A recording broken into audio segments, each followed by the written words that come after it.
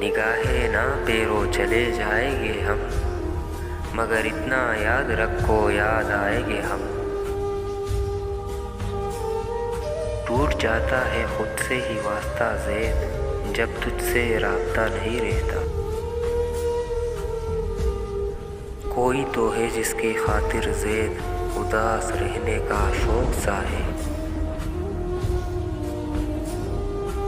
मिले वो शख्स तो उसे इतना कहते ना गालिब, कि कोई हर वक्त तुम्हारी राहें तकता है।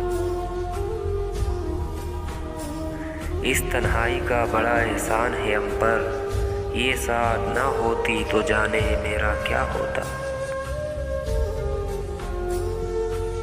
दर्ज था ही नहीं वो किताबों में, जो सबक दुनिया वालों ने मुझे सिखाया।